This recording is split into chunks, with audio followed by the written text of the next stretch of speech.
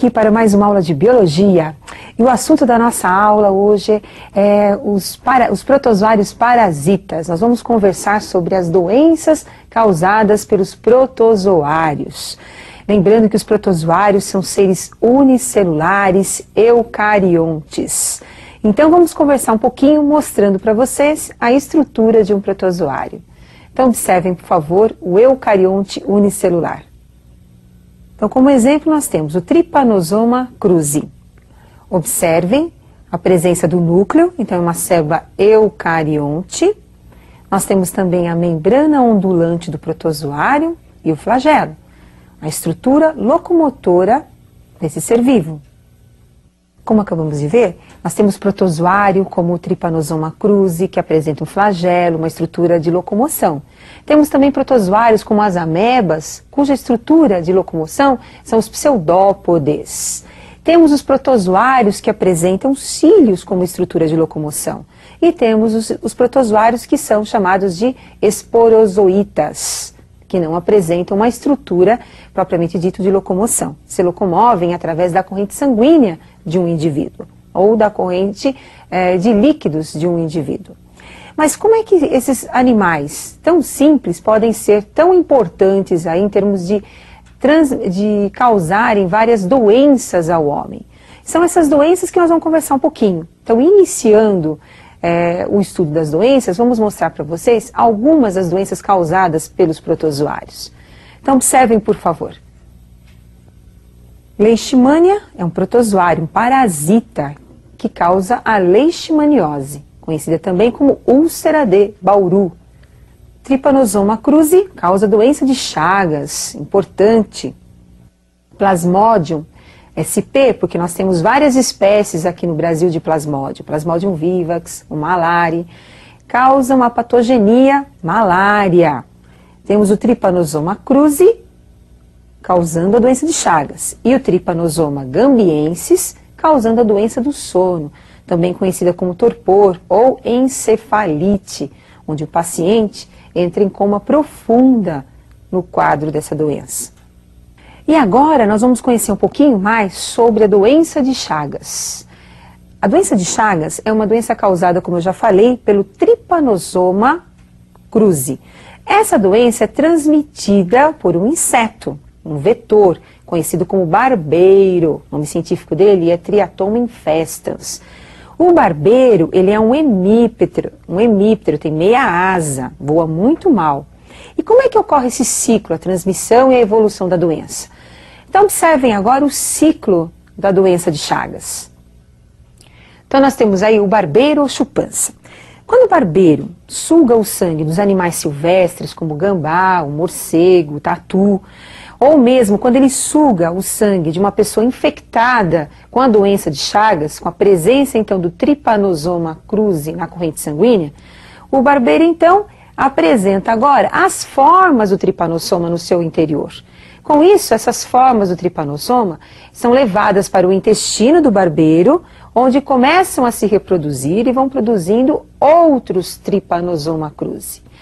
Essas formas do Trypanosoma cruzi vão para o intestino do barbeiro e permanecem no seu intestino. O barbeiro, ele é encontrado principalmente nessas casas de pau a pique, nas frestas dessas casas, os seus ninhos. Então ele faz a sua oviposição, nós vamos encontrar ninhos de barbeiro.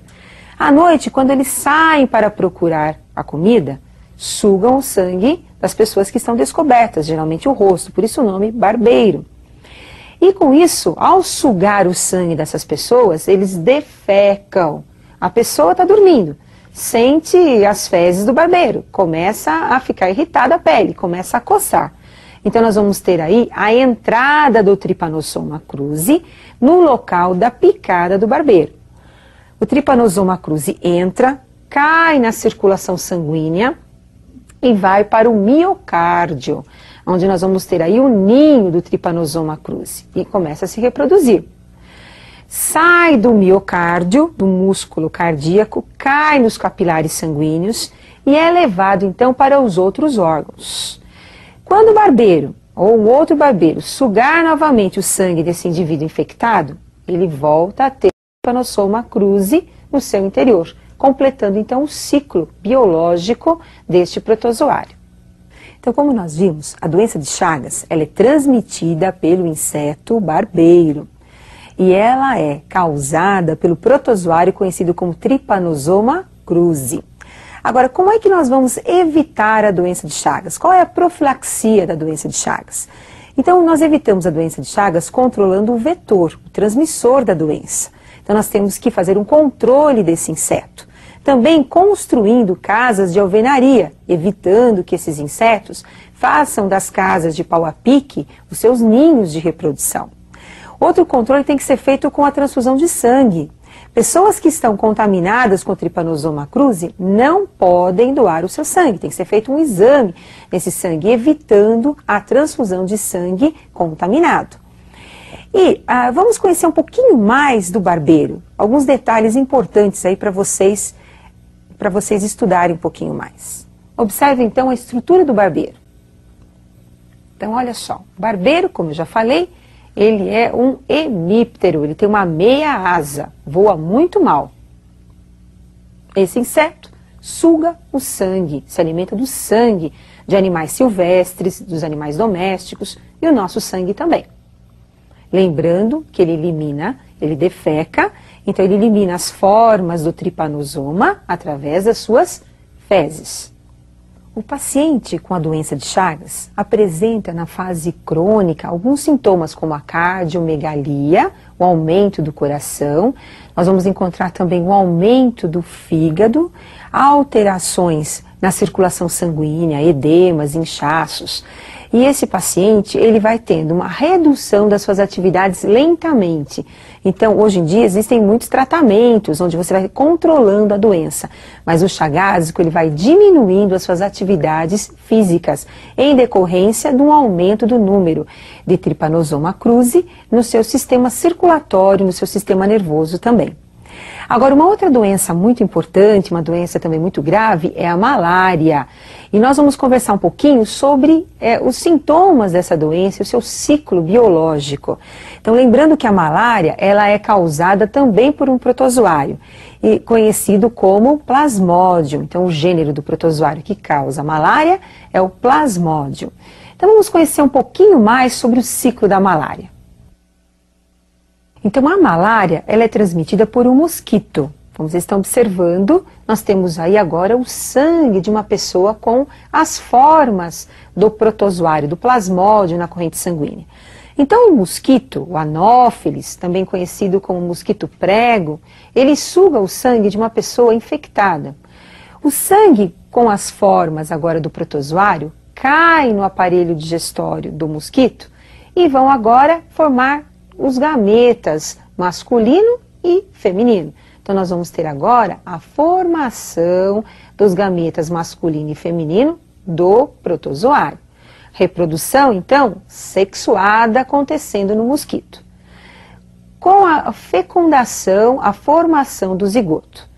O zigoto agora vai se instalar no intestino do mosquito e começa a se reproduzir, formando agora as formas conhecidas como esporozoitos, como vocês estão observando.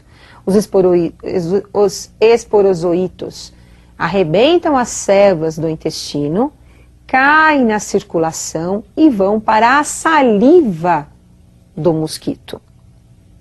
Então, pessoal, no mosquito nós temos o ciclo da reprodução sexuada do plasmódio. Não esqueçam, porque isso é importante. Então, nós falamos que o mosquito ele é considerado como um hospedeiro definitivo da malária, porque ocorre a reprodução sexuada. Agora, vamos continuar no nosso esqueminha? Quando o mosquito pica uma pessoa que não tem a doença, para sugar o sangue, ele inocula uma substância anticoagulante, presente na saliva do mosquito.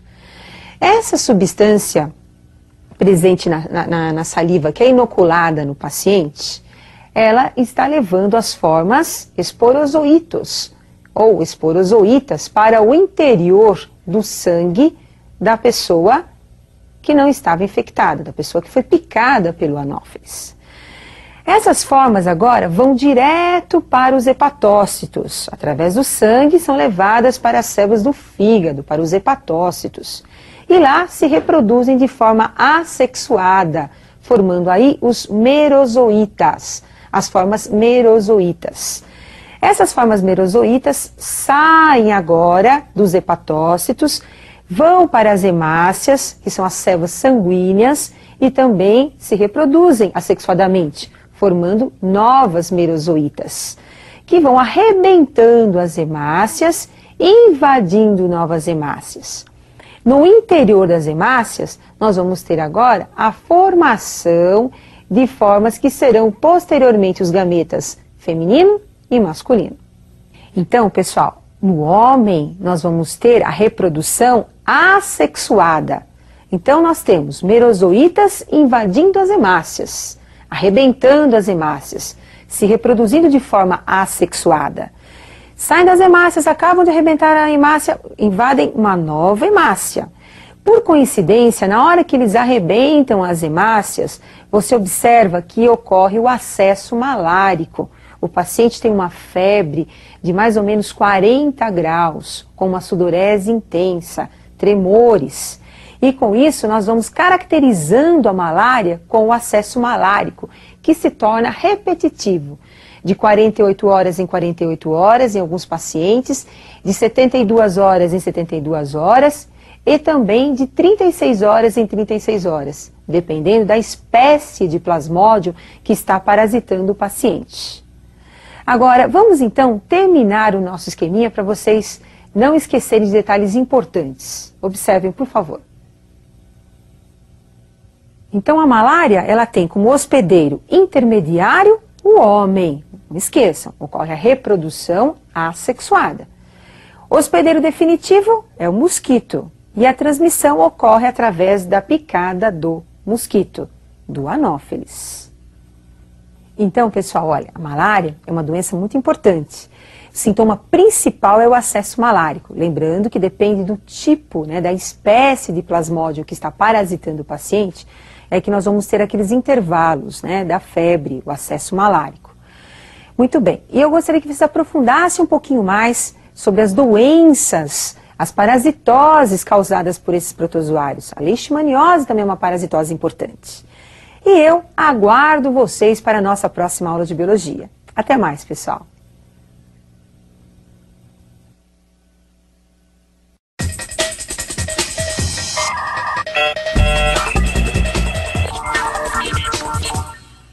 Estamos aqui para mais uma aula de biologia e hoje nós vamos conversar sobre as verminoses. Verminoses são doenças causadas por vermes. Nós temos os vermes que apresentam uma estrutura cilíndrica e temos os vermes que apresentam uma estrutura achatada. Então vamos observar as estruturas desses vermes. Então observem agora um plateuminto. Então o exemplo que nós temos aí é a planária. Apresenta o corpo achatado. Esse animal apresenta vida livre. Assim como nós temos a planária, que é um animal plateuminto de vida livre, nós temos os plateumintos que são parasitas, os causadores de verminoses, os causadores das doenças. Entre eles nós temos as doenças causadas pelas tênias, a tênia solium, que é a tênia do porco, e a tênia saginata, que é a do boi. Nós temos também uma outra doença conhecida como barriga d'água, a esquistossomose, causada pelo Schistosoma mansoni, que também é um parasita plateuminto. E os parasitas cilíndricos, os asqueumintos. Então vamos observar agora a estrutura de um Ascaris lumbricoides. Então nós temos aí um casal de Ascaris lumbricoides. Observem agora a fêmea, presença da boca da fêmea. A fêmea apresenta uma boca trilabiada, assim como o macho. Então nós temos o ânus. Temos agora nesse animal o tubo digestório completo, com boca e ânus. Poro genital e o poro excretor. O macho apresenta na sua extremidade posterior uma curvatura. Vocês estão observando a presença das espículas, por onde ocorre a cópula, a fecundação, no poro genital da fêmea. Os vermes cilíndricos causam muitas doenças importantes ao homem. Entre elas, nós temos a elefantíase, causada pela Volqueréria. Nós temos também a doença conhecida como amarelão, a doença do jacatatu, conhecida também como ancilostomose, causada pelo Necator americanus. E nós temos também a ascaridíase, causada pelo Ascaris lumbricoides, e outras doenças, né, que também são importantes. Mas hoje nós vamos conversar sobre a doença causada pelo plateuminto, que é a teníase, a doença causada pela solitária, pela Taenia solium e pela Taenia saginata. Então observem agora as diferenças entre as duas tênias, a solium e a saginata. Taenia solium. Então nós temos a cabeça do verme com a presença de acúlios, ganchos. A cabeça nós chamamos de scolex. Taenia saginata, a ausência dos ganchos, a ausência dos acúlios. Esses ganchos são importantes para prender o verme à parede intestinal. A Taenia solium, ela apresenta como hospedeiro definitivo o homem e o hospedeiro intermediário o porco. Enquanto que a Taenia saginata apresenta como hospedeiro definitivo o homem e hospedeiro intermediário o boi. Então nós vamos conversar um pouquinho sobre a teníase causada pela Taenia solium, o ciclo da Taenia solium. Então observem agora a manifestação da doença no homem. Então nós temos um homem com o verme adulto no seu intestino, esse verme que atinge metros de comprimento. O verme apresenta o corpo formado por anéis, e nós temos aí a saída de um anel maduro.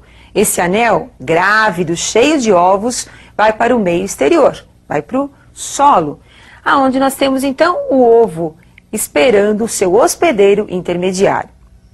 Então, no caso, o porquinho ingere esses ovos que estão presentes aí no solo. Vocês sabem que porco come detritos, se alimenta de tudo que ele encontra pela frente. E as pessoas que eliminam essas proglótides, eliminam esses anéis maduros no meio externo, quer dizer, que não usam o vaso sanitário, então faz com que tenha aí uma proliferação da doença, porque nós temos a presença também de um porco sendo criado solto, à procura de alimento. E encontra então esse ovo da Taenia solium. Agora vamos observar como é que ocorre o desenvolvimento desse ovo no interior do porco.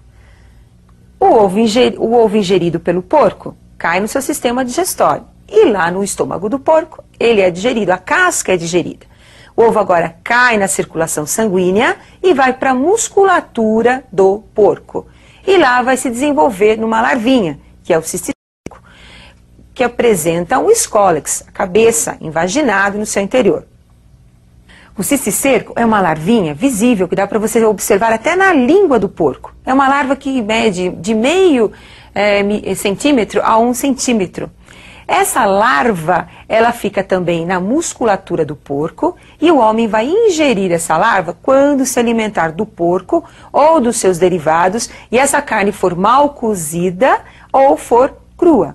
Como nós vamos verificar, como é que vai ocorrer agora o desenvolvimento dessa larva no homem. Com a ingestão da carne de porco mal cozida ou crua, o que vai acontecer é nós teremos a entrada da larva do cisticerco.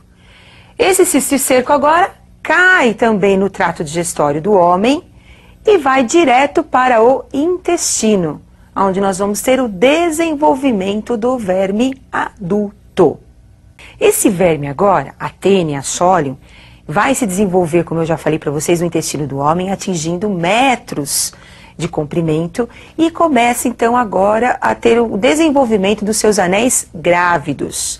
Nos anéis desse verme nós vamos encontrar a parte feminina e a parte masculina. Então nós temos os ovários e nós temos também a produção dos gametas masculinos, fecundando os óvulos e dando origem então agora a um útero cheio de ovos. Como esse anel fica muito pesado, ele acaba sendo eliminado. Então, apesar do verme estar eliminando esses anéis grávidos, ele ainda está vivo no intestino, preso, agarrado à parede intestinal, continua o seu processo de reprodução.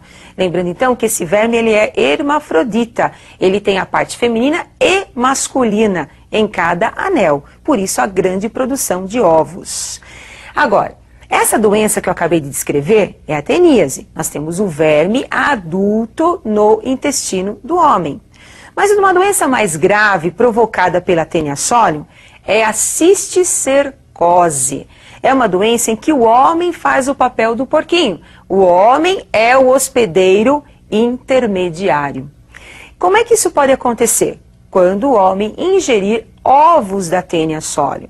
Então agora nós vamos ter o desenvolvimento da larva na musculatura do homem ou no sistema nervoso do homem, levando a um quadro de neurocisticercose. Esse paciente, ele pode ter uma dor muito forte de cabeça, ele pode apresentar cefaleia e ele pode ter vômitos, pode ter quadros de epilepsia e pode ter uma morte súbita, dependendo da localização da larva, dependendo da localização do cisticerco. Como é que o homem ingere os ovos? Nos alimentos contaminados, ou através do que nós chamamos de autoinfestação. Os anéis grávidos acabam explodindo e nós temos a eclosão dos ovos no próprio intestino do homem. E com isso nós vamos ter a evolução da larva na musculatura ou no sistema nervoso. Agora, uma outra doença também importante é a ancilostomose, conhecida também como amarelão.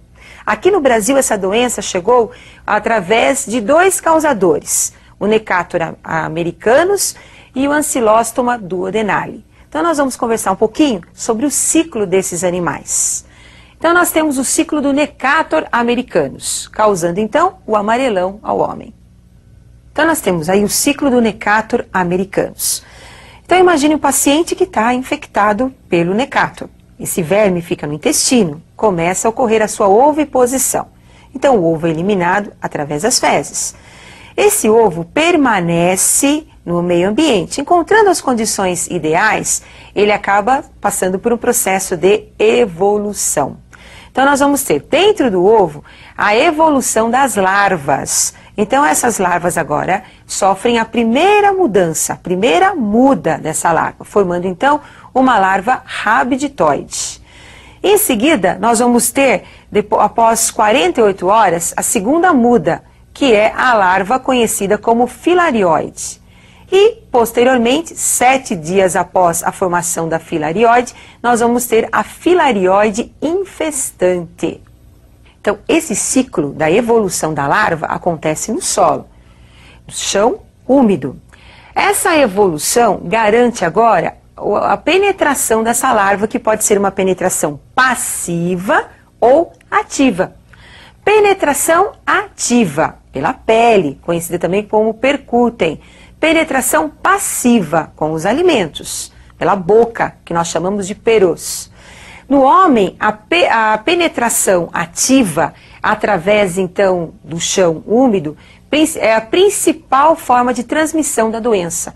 Crianças que pisam nesse chão contaminado com as larvas descalças acabam adquirindo a doença e vamos ter um quadro de evolução do verme no seu interior.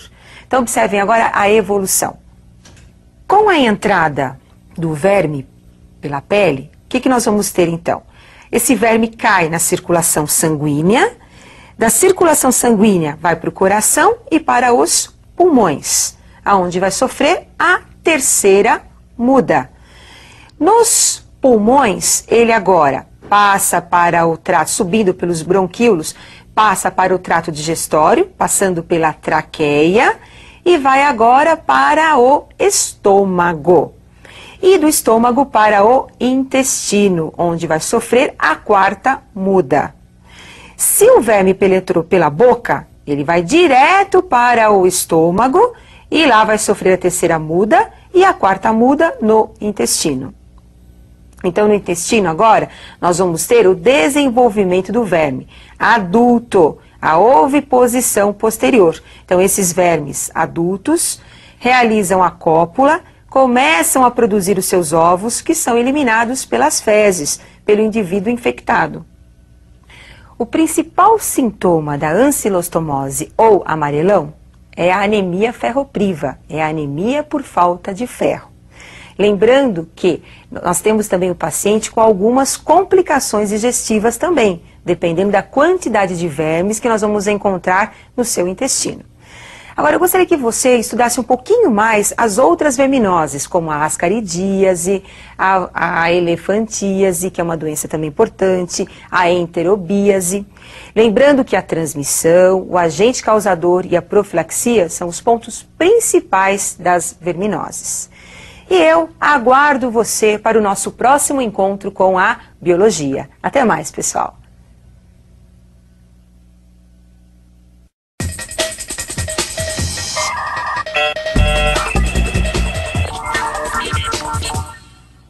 Olá, pessoal! Hoje nós vamos conversar sobre o sistema endócrino, um sistema muito importante. Esse sistema é formado por tecidos e por órgãos que secretam substâncias que são chamadas de hormônios. E essas substâncias, elas acabam interferindo no metabolismo, no funcionamento do nosso organismo. E são sobre essas glândulas que nós vamos iniciar a nossa aula, mostrando aonde que ficam localizadas as principais glândulas do corpo humano. Então observem, por favor, as nossas glândulas endócrinas. Então nós temos a hipotálamo, uma glândula importante que ajuda no controle da hipófise. E a hipófise que vai controlar as diversas glândulas que nós temos aí no nosso organismo.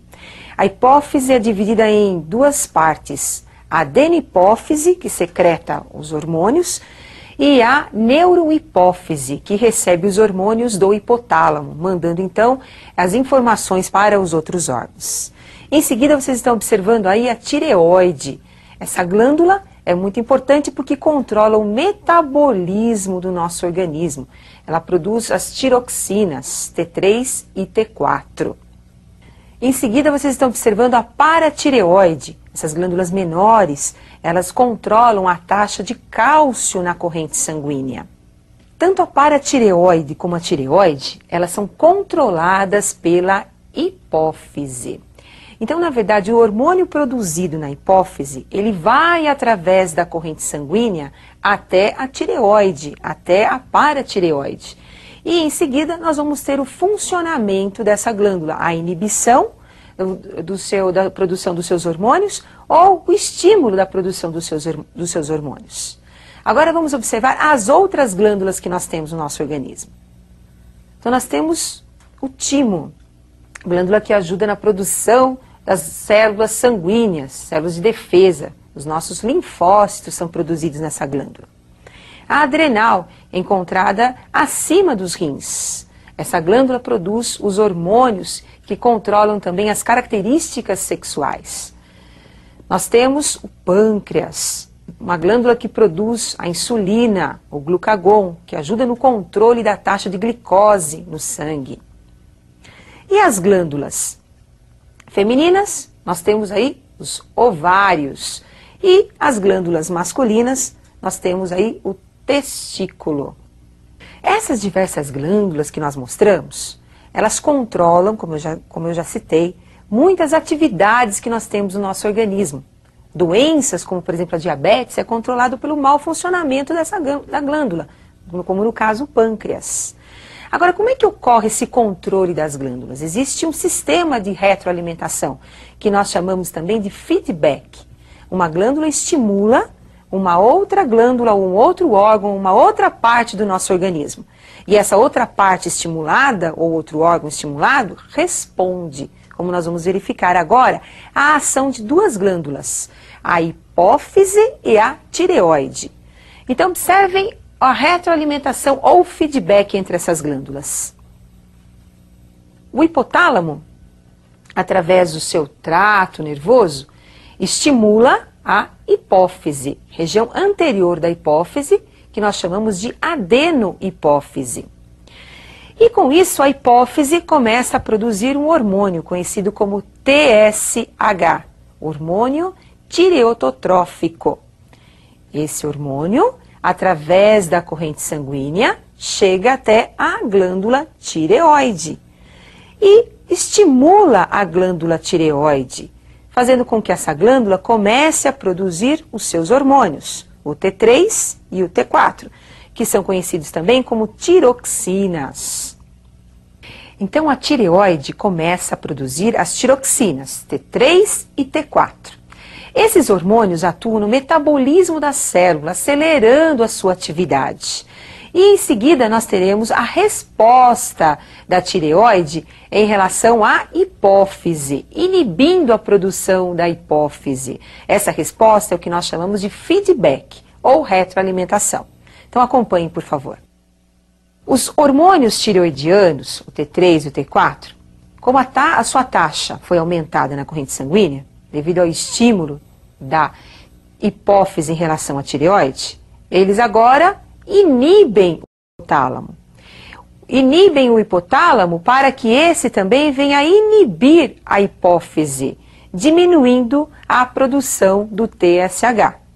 E com isso, nós teremos uma diminuição da produção dos seus hormônios tireoidianos, que é o T3 e o T4. Então, como nós acabamos de observar, a tireoide só começa a produzir os seus hormônios a partir do estímulo da hipófise.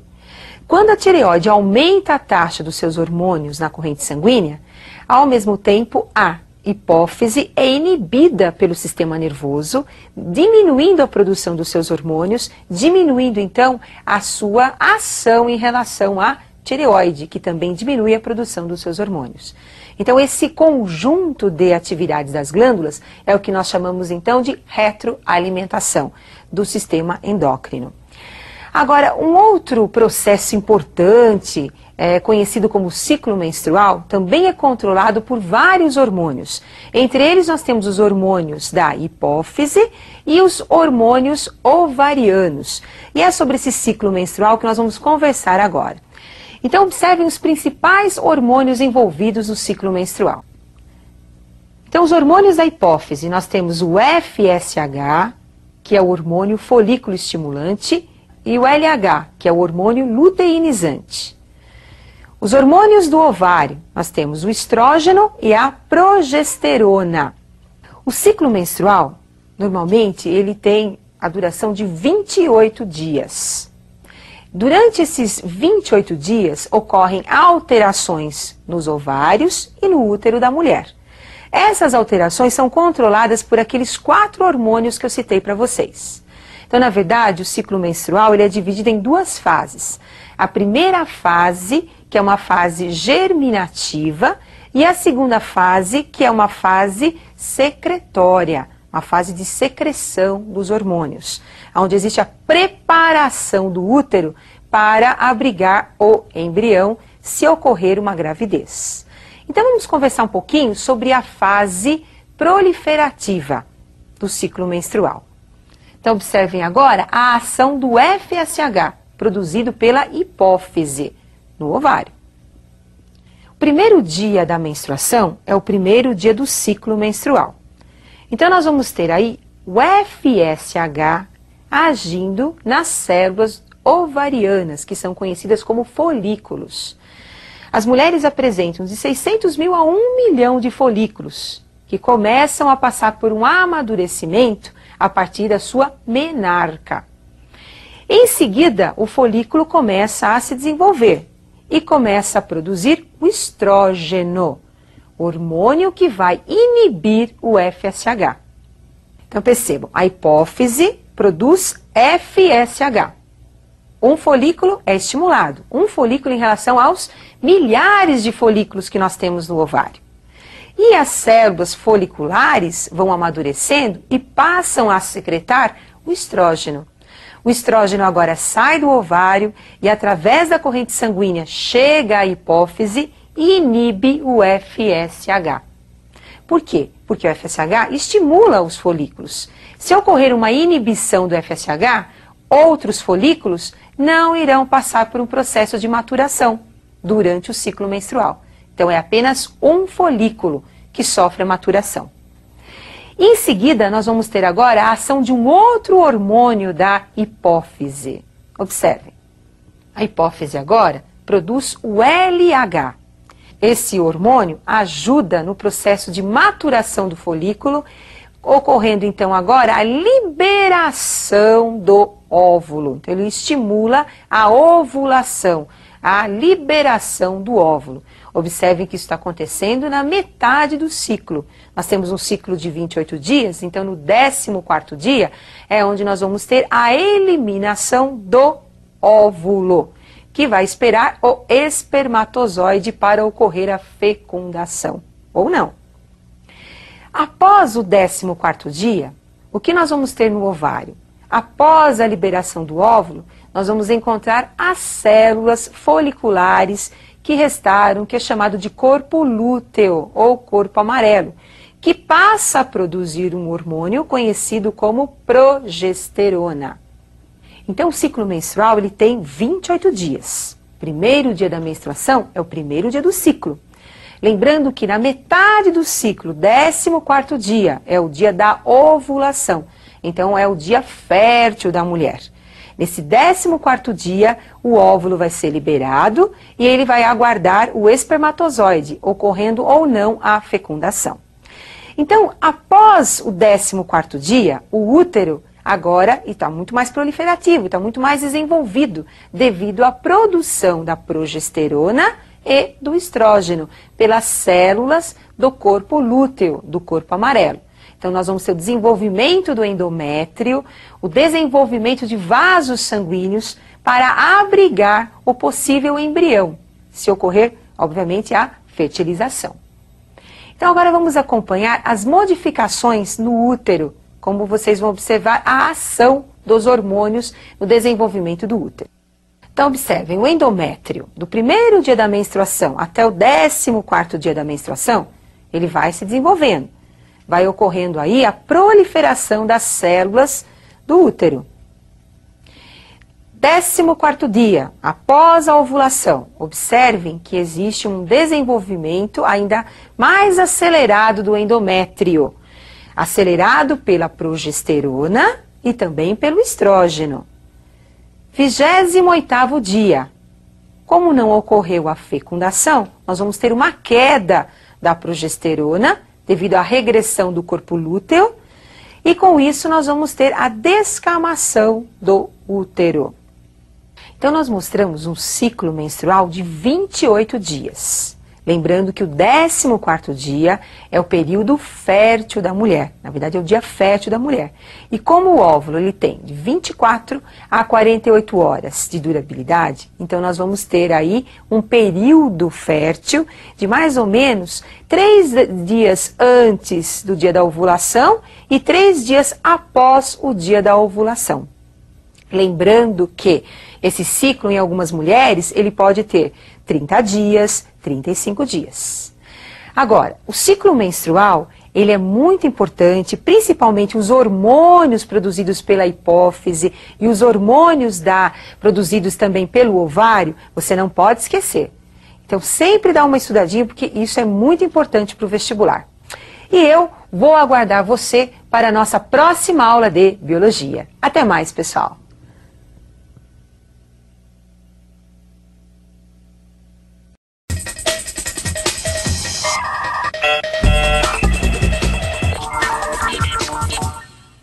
Estou aqui para mais uma aula de biologia e hoje nós vamos conversar sobre a poluição. Nós temos poluentes que podem ser sólidos, líquidos e também gasosos. Esses poluentes em excesso no meio ambiente, como não conseguem ser absorvidos, reaproveitados pelo meio ambiente, acarretam danos. Danos a todos os seres vivos e ao próprio meio ambiente. Então nós temos a poluição na água, a poluição no solo e a poluição atmosférica. E nós vamos mostrar algumas imagens dos tipos de poluição para vocês. Então observem, por favor. Então nós temos aí uma poluição atmosférica, excesso de poluentes que são eliminados por indústrias. Entre os poluentes nós temos o dióxido de enxofre, o dióxido de nitrogênio e muitos outros. Então nós temos aí a poluição da água. O excesso de esgotos, quando são lançados nos rios, provocam então a poluição biológica, a poluição química e um dos processos importantes aí é a eutrofização. Poluição do solo. Nós temos no solo o excesso de nutrientes, o excesso de substâncias químicas, entre elas o DDT. que é um inseticida usado no combate às pragas. Esse inseticida, ele tem um efeito acumulativo na cadeia alimentar. Podemos encontrar também no solo micro-organismos, poluição biológica no solo. Com o aumento da população humana e também com a industrialização, a poluição da água foi afetada. Então, o excesso de nutrientes foram lançados na água. Esse processo, onde nós vamos explicar toda a poluição da água, nós chamamos de eutrofização. Então, eutrofização é o processo em que nós temos um aumento da matéria orgânica na água e decorrente esse aumento de matéria orgânica, que pode ser um bagaço de cana, pode ser o esgoto de uma cidade, enfim, esse excesso provoca então a morte, a diminuição do oxigênio da água e a morte dos rios. Podem também nós encontrarmos a morte de lagos e lagoas. Agora nós vamos conversar um pouquinho sobre a eutrofização. Então observem a primeira parte do processo da eutrofização, na verdade a primeira fase da eutrofização. Então nós temos aí o lançamento de esgoto no rio. Esse lançamento em excesso provoca um aumento da matéria orgânica. Esse excesso de matéria orgânica no rio vai sofrer um processo de decomposição realizado pelas bactérias aeróbias, lançando os nutrientes na água. Esses nutrientes, que podem ser fosfatos, serão aproveitados por micro-organismos, como as algas, e esses micro-organismos proliferarão nas águas. Então, as algas são seres aeróbios que necessitam de nutrientes para poder sobreviver e realizar o seu processo de crescimento e também a fotossíntese. Então, encontrando nutrientes em excesso, elas proliferam, formando então uma camada verde na água, que nós chamamos também de floração das águas. Agora vamos continuar o nosso processo de eutrofização.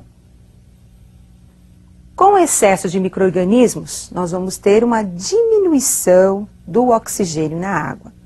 Assim como nós temos animais que são sensíveis a essa diminuição, como os peixes, nós teremos então, em consequência, a morte desses animais, devido à diminuição do oxigênio. Então, os peixes são animais que necessitam de uma taxa de oxigênio ideal na água, porque são sensíveis.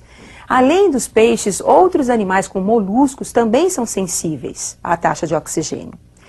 Em decorrência à morte dos peixes, nós teremos então a ação das bactérias anaeróbias, que realizarão o processo de decomposição desses cadáveres. Elas são chamadas de bactérias aeróbias porque elas não necessitam do oxigênio para a sua decomposição, para o seu metabolismo celular. E em seguida, os dejetos dos cadáveres são lançados na água, então aquele cheiro podre que nós sentimos de sulfatos são devido à decomposição pelas bactérias anaeróbias. Não esqueçam disso. Como a eutrofização é um processo importante, então é necessário você lembrar das etapas da eutrofização. Então vamos agora conhecer novamente as etapas da eutrofização. Eutrofização. Então nós temos um aumento da matéria orgânica, pode ser um aumento de fosfato e nitratos na água, devido ao excesso de adubos que são levados pela água das chuvas. Com isso nós teremos a proliferação de algas. Em seguida, proliferação de organismos aeróbios, provocando a diminuição da taxa de oxigênio, acarretando a morte de peixes. E os cadáveres desses animais passarão por um processo de decomposição pelos organismos anaeróbios. Lembrando que esses provocarão aquele cheiro de ovo podre na água, nos rios que estão com uma taxa muito baixa de oxigênio. Outro poluente importante é o DDT. É um poluente que ele é usado nos inseticidas, encontrado nos inseticidas, que combate as pragas das lavouras e também aos insetos transmissores de doenças. Entre eles nós temos o Aedes, que é o transmissor da dengue. O DDT é utilizado no combate e tem um efeito acumulativo na cadeia alimentar. E é sobre esse efeito acumulativo que nós vamos conhecer um pouquinho mais. Agora nós vamos observar uma cadeia alimentar e o efeito do DDT nessa cadeia alimentar. Observe. Então nós temos aí o DDT presente na água. acumulando-se então nos plânctons, no caso aí de uma lagoa. Os plânctons servem de alimento aos peixes menores. Lembrando então que ao comer o plâncton da lagoa, nós teremos aí um acúmulo de DDT no tecido adiposo dos peixes, os peixes menores. Em seguida, o peixe maior irá alimentar-se dos peixes menores, acumulando também o DDT no seu tecido adiposo, a gordura desses animais. Posteriormente, a ave vai pescar o peixe, alimentando-se de um peixe com o DDT, acumulado no seu tecido adiposo. E com isso, a ave também irá acumular o DDT em seu tecido adiposo. Então, o DDT ele tem um efeito acumulativo na cadeia alimentar. O produtor apresenta uma taxa menor de DDT. Consumidor primário, como se alimenta de vários produtores, então vai acumulando o DDT no seu tecido adiposo. E o consumidor secundário vai ter uma taxa ainda maior do que o primário do DDT. Com isso, os vestibulares colocam várias questões pedindo para o aluno observar como é que ocorre a sequência de uma cadeia alimentar e o efeito do DDT na cadeia alimentar. Então eu gostaria que vocês acompanhassem um exercício que nós vamos mostrar justamente o efeito do DDT na cadeia alimentar. Então observem agora, por favor. Então nós temos aí, a análise da concentração de DDT em organismos marinhos apresentou os resultados mostrados na tabela abaixo. Com base nos índices de DDT, o esquematize a provável cadeia alimentar constituída por esses organismos. Então nós temos agora a tabela. Copépodes apresenta DDT e nós temos lá 0,07 miligramas por litro do copépode.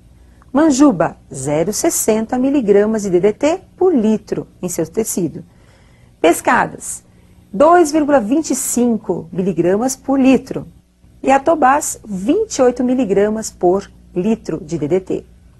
Então não podemos esquecer, aquele ser vivo que apresenta menor quantidade de DDT é o ser vivo que está no primeiro nível trófico da cadeia alimentar. E o ser vivo que apresenta maior concentração de DDT é o ser vivo que vai apresentar, então, o nível trófico mais distante da cadeia alimentar. Então, como é que vai ficar a nossa cadeia alimentar? Então, observem agora a resolução do exercício. Então, nós temos copépodes, manjubas, pescadas e atobás. Então, nossa cadeia alimentar, onde copépode apresenta a menor quantidade do DDT no primeiro nível trófico. E atobás, onde nós teremos maior quantidade do DDT no último nível trófico. Atualmente, o combate às pragas é realizado hoje em dia também pelo controle biológico. O que é isso? Então, nós vamos ter um predador ou um parasita específico da praga que irá levar, então, à extinção, à diminuição dessas pragas, por exemplo, na lavoura. Então, nós temos, aqui no Brasil, a lagarta é um parasita prejudicial à lavoura de milho.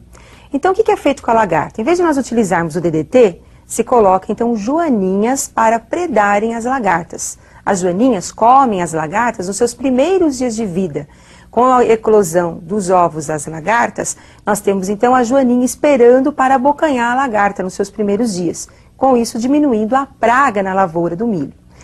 Além disso, além da poluição da água, nós temos também a poluição do ar, a poluição atmosférica, onde o excesso de poluentes podem afetar de forma nociva a saúde de várias pessoas. Nós temos o caso, por exemplo, do CFC, que é o clorofluorcarbono.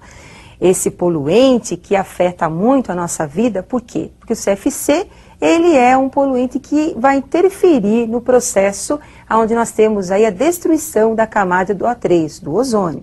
Essa interferência faz com que os raios ultravioleta penetrem mais intensamente, atingindo as células somáticas dos indivíduos, dos animais e dos vegetais, provocando as mutações, não é? Além disso, nós temos também um poluente importante, que é o CO, que é o monóxido de carbono. Esse poluente é importante porque quando inalado pelo homem, vai para a corrente sanguínea e compete com o oxigênio, impedindo que o oxigênio seja transportado pelas hemácias. E com isso nós teremos uma diminuição do oxigênio no sangue, levando o homem então à asfixia, a desmaio e até à morte, dependendo da quantidade de CO inalada. Como é que o homem pode inalar CO? Por exemplo, no caso de um incêndio. Então o homem está lá, num prédio em chamas. Ele vai estar inalando o CO que está sendo eliminado durante a combustão.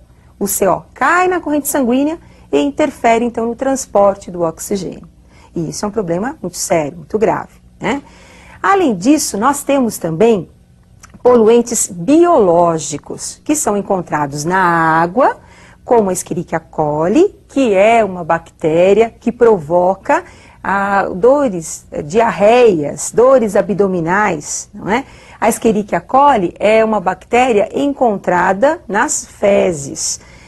Mas quando ela é encontrada em excesso na água, ela pode provocar um quadro que vai interferir na saúde humana, como eu acabei de citar. Essa interferência pode provocar desmaios, pode provocar diarreia, quadros onde a criança pode ser levada ou adulto à desidratação. E existem outros poluentes também que vocês precisariam estar estudando, ampliando os seus conhecimentos, porque a poluição é um assunto muito atual e que vai ser cobrado com certeza nos vestibulares. E eu aguardo você para a nossa próxima aula de biologia. Até mais, pessoal!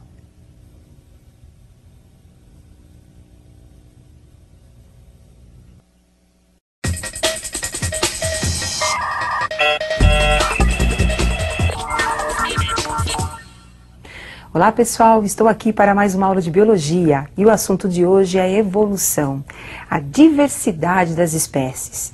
Nós sabemos que a evolução em algumas espécies ela é rápida ou ela pode ser uma evolução mais lenta.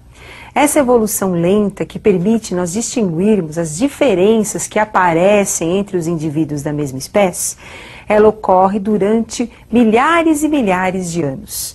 Dentro dessas evoluções que aparecem, que são chamadas também de intraespecíficas, porque aparecem entre os indivíduos da mesma espécie, é o que nós vamos iniciar o nosso estudo.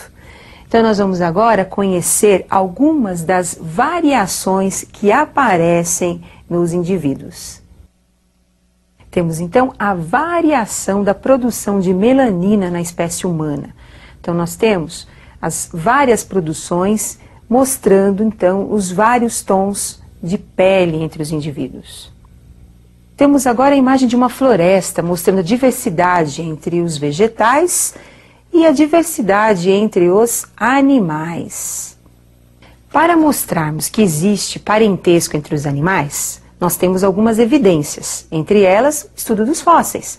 Quando você faz um estudo dos fósseis, dos animais, dos nossos ancestrais, verifica-se que existe um parentesco entre órgãos que são diferentes, com funções diferentes, mas que apresentam a mesma origem embrionária. É o caso dos órgãos homólogos. Temos também órgãos diferentes, mas que apresentam, órgãos que apresentam diferentes origens embrionárias, mas que apresentam a mesma função. É o caso, então, dos órgãos análogos. Vamos exemplificar. Eu tenho uma asa de um inseto e tenho a asa de uma ave. Os dois órgãos estão adaptados ao voo, têm a mesma função.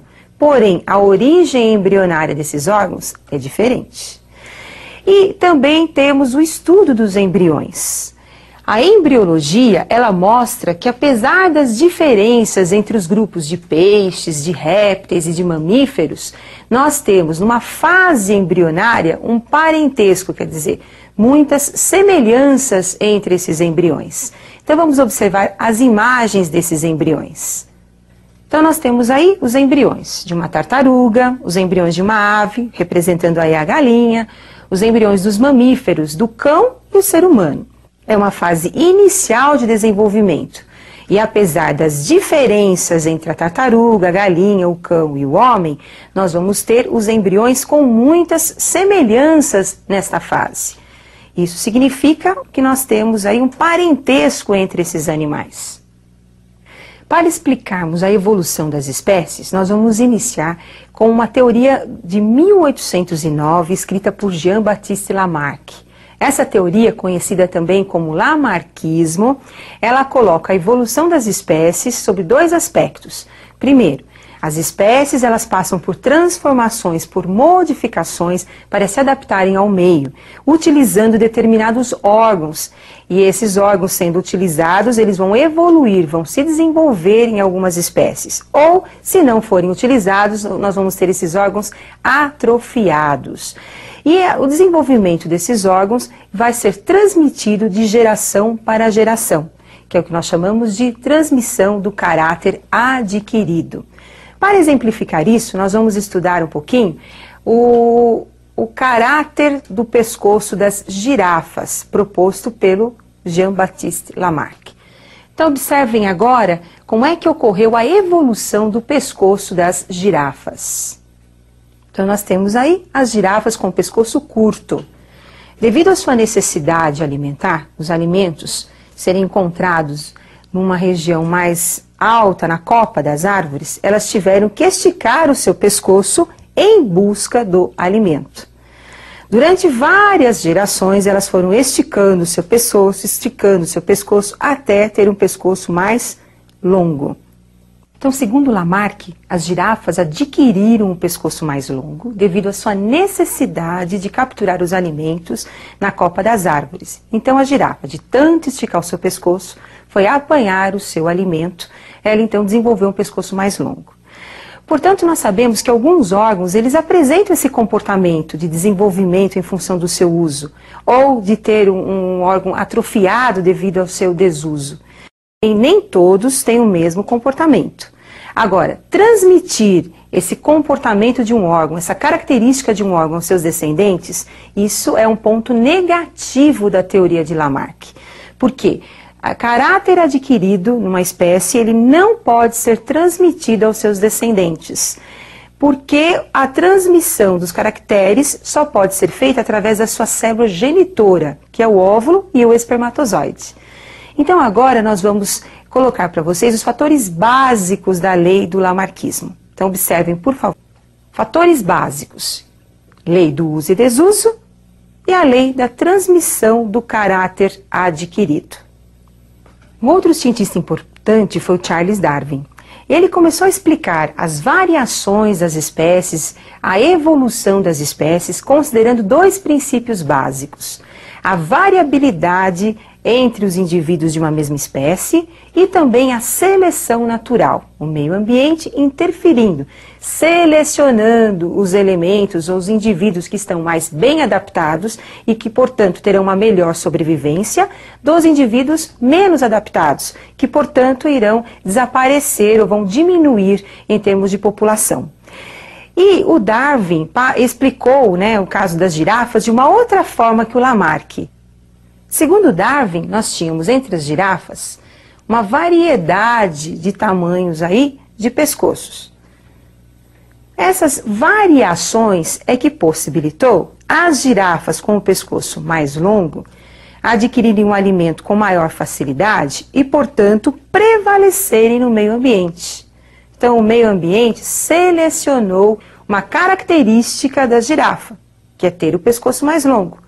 E com isso, as girafas de pescoço longo predominaram em relação às girafas de pescoço mais curto. Segundo Darwin, as variações que nós temos entre os indivíduos é que possibilitam a seleção natural do meio ambiente.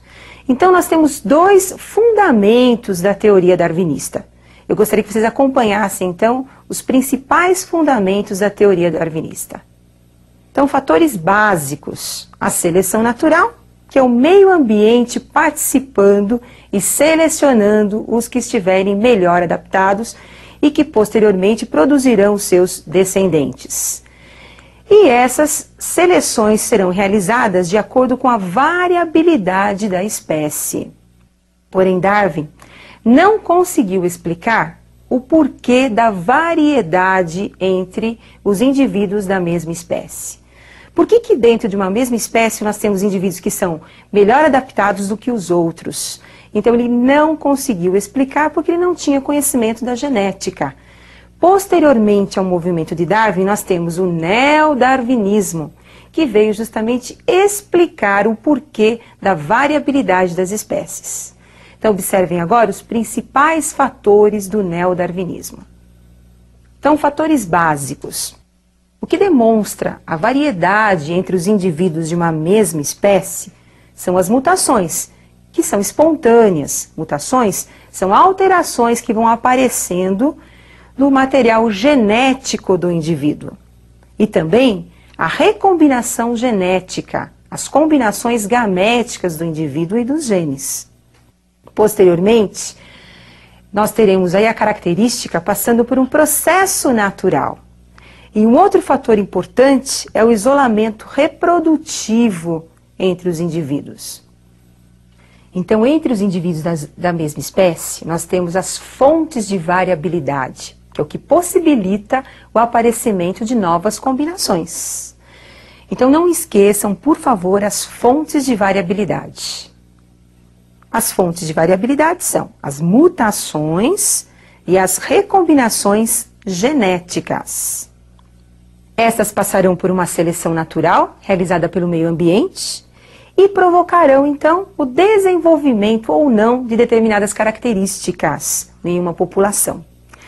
Agora, dentro das características evolutivas da espécie, existem alguns detalhes que você não pode esquecer. Entre eles, nós temos o melanismo industrial, que é justamente um problema em que a seleção natural ela vai distinguir indivíduos diferentes da mesma espécie, que é no caso das mariposas.